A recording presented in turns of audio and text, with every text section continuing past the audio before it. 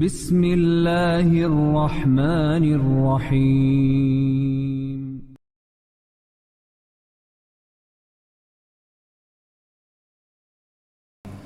Wabarakatuh.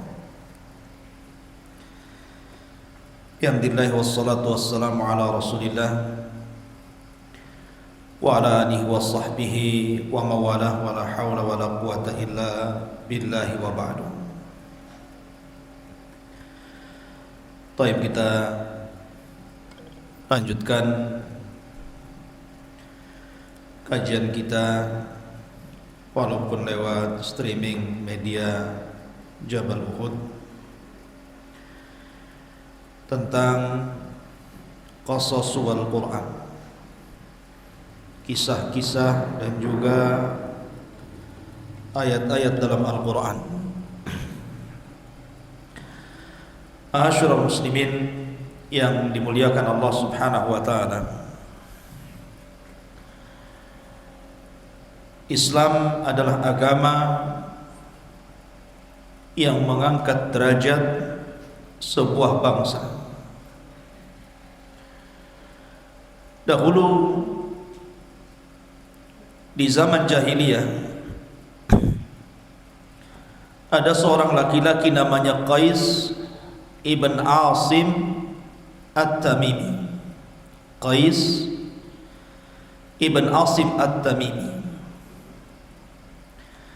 Qais ibn Asim At-Tamimi ini adalah seorang yang sebelum masuk Islam dia beragama berhala. Ma'ruf orang-orang jahiliyah menyembah Lata, Uzza, Manat dan juga Khubal dan yang lainnya. Jadi suatu ketika terjadi peperangan sehingga kabilahnya dikalahkan. Lah salah satu yang tertawan adalah putrinya. Putri daripada Qais ibn Asim At-Tamimi ini tertawan musuh. Dan dia tidak sanggup menebusnya. Akhirnya kemudian bertahun-tahun putrinya berada di tangan musuh-musuhnya. Ketika kemudian dua kabilah itu melakukan gencatan senjata atau bahasa lain perdamaian, maka disyaratkan dalam perdamaian itu untuk mengembalikan para tawanan. Maka satu persatu tawanan itu dikembalikan kepada kabilahnya Qais ibn Asim At-Tamimi ini. Anehnya, ketika giliran putri beliau, putrinya Qais ibn Asim At-Tamimi ini tidak mau dibalikkan kepada bapaknya. Jadi putrinya sendiri memilih untuk menjadi budak pada tuannya. Dari situlah dendam kesumat Qais ibn Asim At-Tamimi sehingga dia benci dengan anak perempuan. Sejak itulah setiap istrinya melahirkan anak perempuan kemudian dikubur hidup-hidup. Dan dia memiliki 8 putri, semua dikubur hidup-hidup. Maka kata para ulama sejarah, dialah orang yang pertama kali melakukan penguburan anak wanita di zaman jahiliyah ini. Qais ibn Asim At-Tamimi, orang yang pertama kali menguburkan anak perempuan hidup-hidup.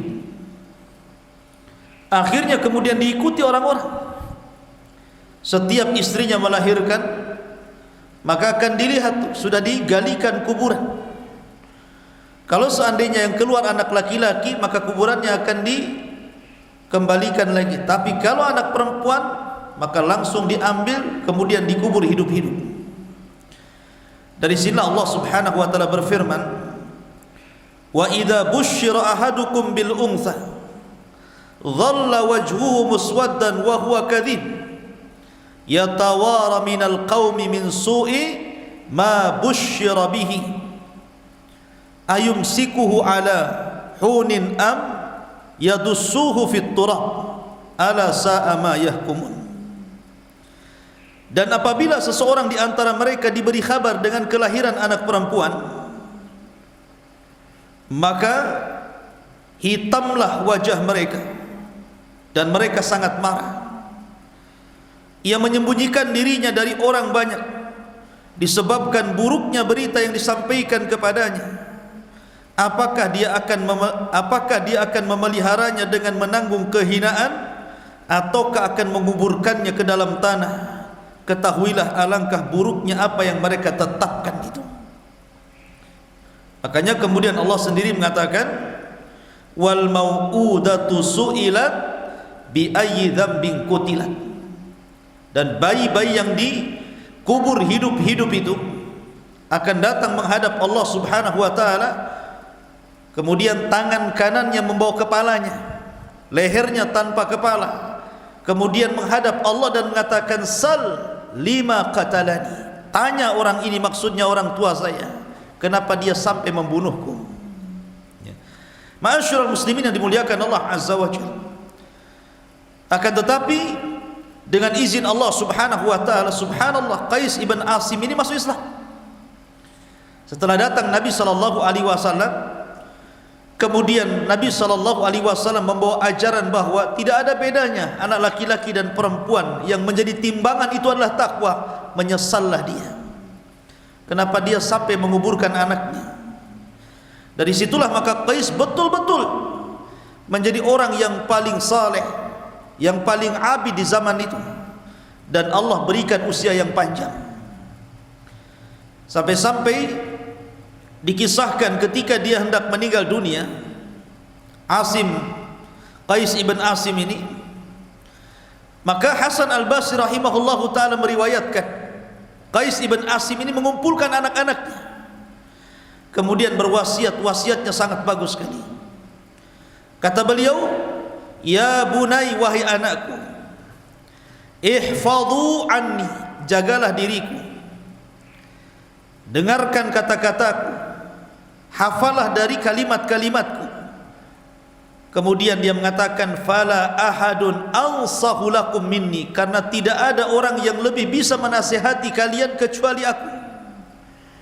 Kemudian dia mengatakan, idza ana mittu, kalau saya mati, fasawwidu kibarahum wala tusawwidu sigharakum fatusfihun nasa kibarakum wa tahawwanu alaihim.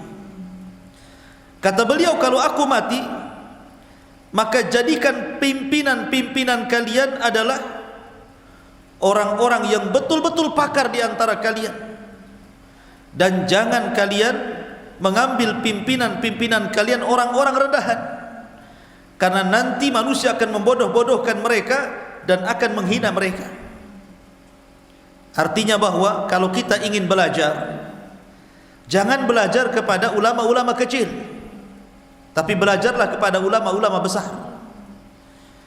Karena kalau seandainya kemudian kita belajar kepada ulama-ulama kecil, maksudnya ulama kecil kata Abdullah ibn Mubarak, bukan karena usianya, bukan. Maksudnya ulama kecil di sini adalah orang-orang yang menyerukan kepada bid'ah dan kesesatan. Jadi cari ulama-ulama sunnah, ulama-ulama yang mengajak kepada Al-Quran dan sunnah. Maksudnya seperti itu. Kemudian beliau mengatakan, wa alaikum bi islahil mal, kalian harus menjaga harta kalian. Fa innahu mambahatun lil karim wa yastaghni bihi 'anil la'im. Karena kalau seandainya kalian menjaga harta, maka itulah sebab kalian akan menjadi dermawan dan kalian tidak terjerumus kepada perkara-perkara yang menghinakan. Wa iyyakum wa mas'alatan nas, hati-hati jangan minta-minta kepada manusia. Fa innaha akhiru kasbil mar'i, karena meminta-minta itu kalau sudah tidak ada jalan lain, itu akhir daripada orang mencari rezeki. Wala tuqimu ala naihatin fa inni sami'tu Rasulullah SAW naha an naihah, dan kalau aku mati jangan ratapi aku, karena Nabi SAW melarang tidak boleh meratapi siapapun karena kematiannya.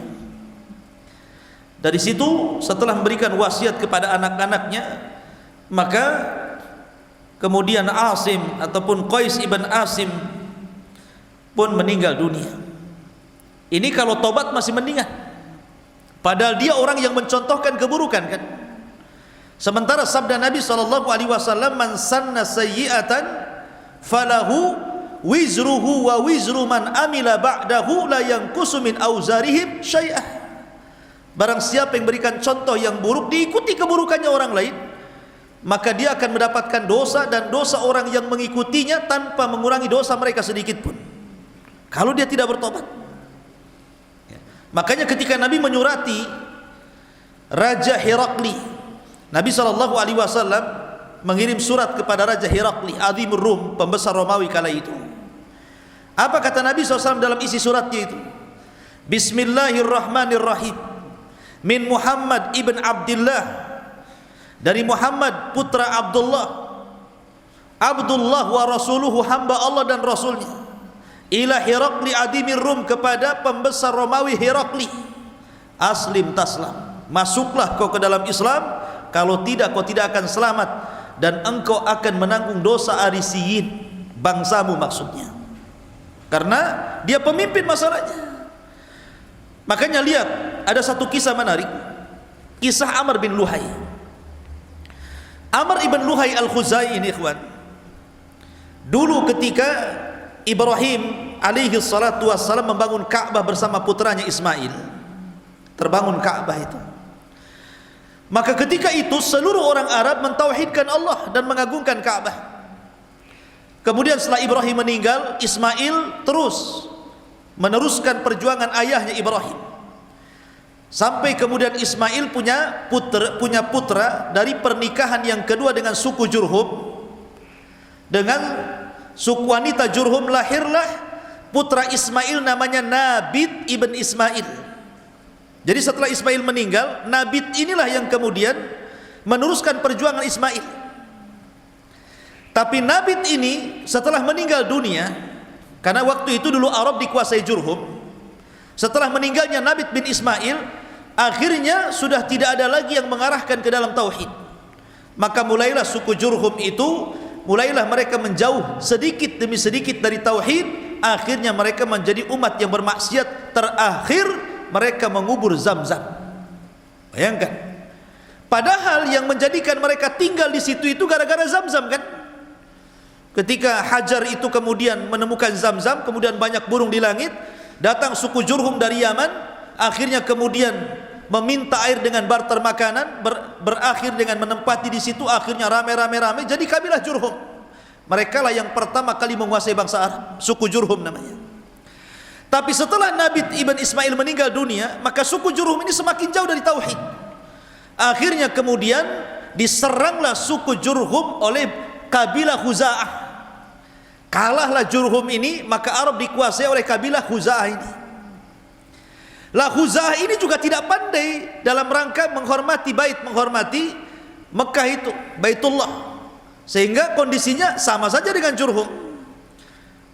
Tetapi dalam suku Khuza'ah ini ada seorang yang sangat dermawan, orang kaya, dermawan, bijak, dihormati oleh orang Arab, namanya Amr bin Luhai.